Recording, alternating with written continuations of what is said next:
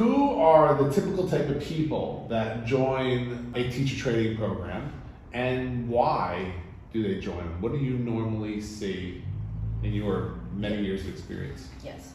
Well, through the years of teacher training programs, they've been through all different age groups. We've had from those in their 20s and those up into their 50s, different professions, could be students, could be professionals, and I think they all come in for their own reasons. Mainly we will see some of them doing it, about half of them will be doing it for themselves, and then there'll be the other half that really want to do it to teach, just to, again, transfer all that knowledge and passion over to people who are really keen to learn yoga. So just coming back to my personal experience, when I first started, I was looking for a passion, maybe a career as well out of yoga. I didn't really materialize in the initial stages, but I just thought, well, if I just take this step, I'll just see where it leads me to. And I'm happy to say, after 10 years, I'm still teaching yoga and also part of the teacher training program. So I think anybody who's stepping into a teacher training program just have to let it evolve. If you're doing it for yourself, that's okay. Do it for yourself. If you're doing it to teach, yes, give it your all, and the opportunities will just come to your door. How about you, Zen? You've been doing it for a while too, man. Yeah. What have you seen? I've seen a lot of people come through, and I think that's the beauty of having all different age groups that come to a stage in their life that they're looking for some purpose. They're looking for some form of clarity to go, I want to do something for myself. And that's the beauty of this teacher training program, that it offers you that if you want to come in and just learn the fundamentals, learn the tools, just to have a better practice, then it's there for you, and you should come and do it. Or there's the aspect of someone that wants to become a full-fledged teacher trainer, or go to the next level where they can start a business teaching yoga. Maybe it's more specialized, where you market yourself differently for different age groups.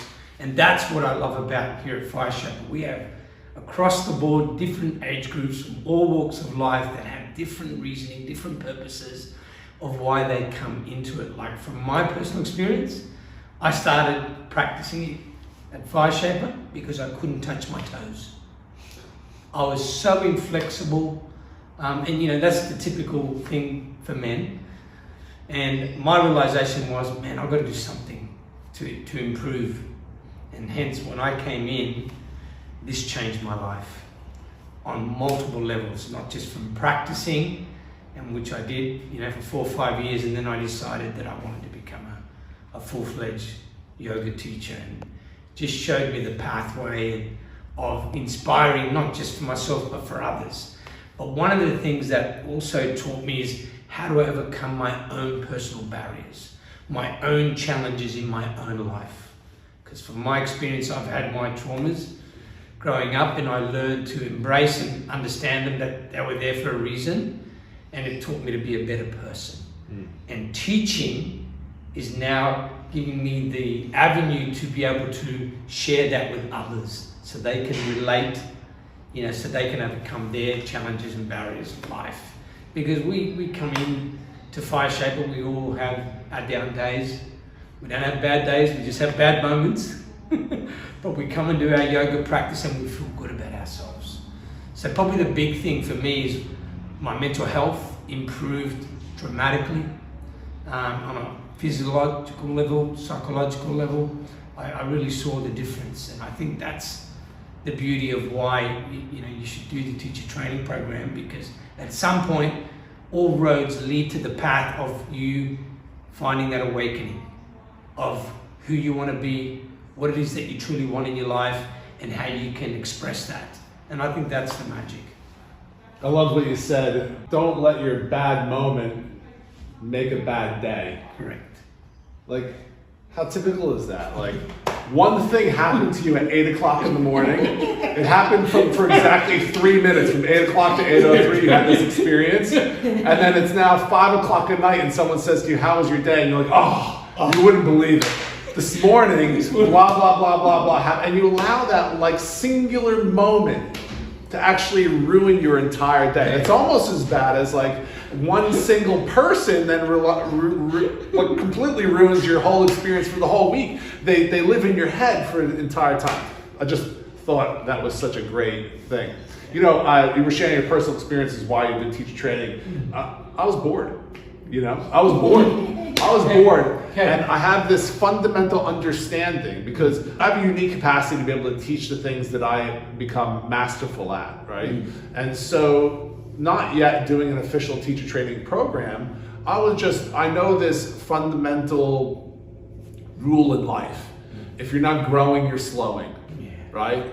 And I'm like, okay, well, what's the next natural step for me as somebody who's experiencing this? If I actually want some level of self-mastery over whether it's a posture or my entire class experience or who I am walking in or who I am coming out, because they can be two different people. Yes.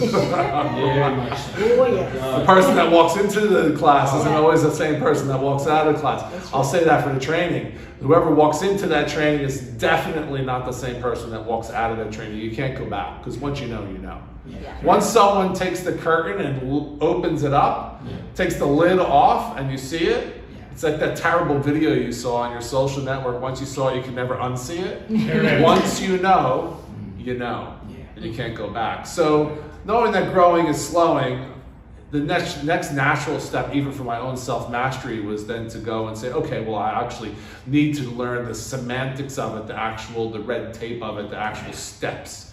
And hey, I might be a good teacher already, but like I could be an amazing, outstanding, fantastic, superb teacher.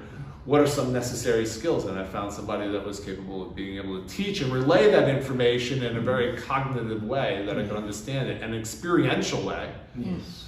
Yeah, and I'm like, okay, yes, I'll do that. Yes. It wasn't a very hard decision. It was like, oh, I have these needs. Oh, this program does these things. Okay, let's do that. Let's go and do that thing. Yeah, really simple. Simple.